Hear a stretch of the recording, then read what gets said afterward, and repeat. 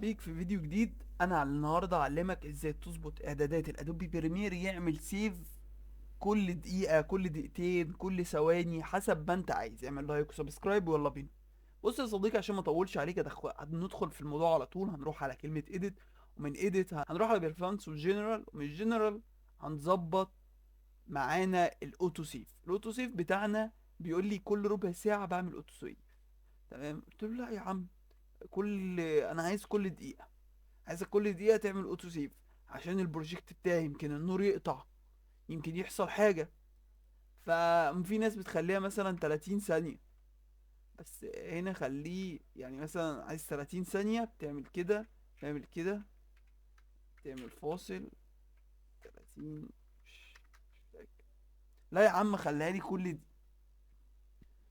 كل دقيقة، يمكن النور يقطع ولا حاجة. بقول له ايه؟ اوكي.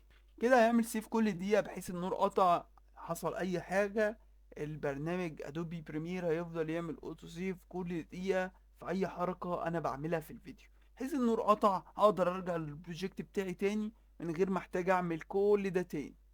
فحرام شغل ربع ساعة يضيع عشان عشان الديفولت بتاعها اصلا ربع ساعة، فانا برجعها، بخليها دقيقة عشان الموضوع يبقى احسن.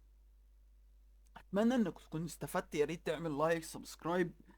انا اسلام مندو، بعلمك بريمير من تحت الصفر لحد الاحتراف. لازم تتفرج على الفيديوهات اللي فاتت والفيديوهات اللي جايه، لاني بدي كورس قوي جدا في الادوبي بريمير. هو اكاديمي شويه بس هيوصلك للاحتراف. شكرا جدا، واحب اختم دلوقتي في فيديو بكلمه لا اله الا الله.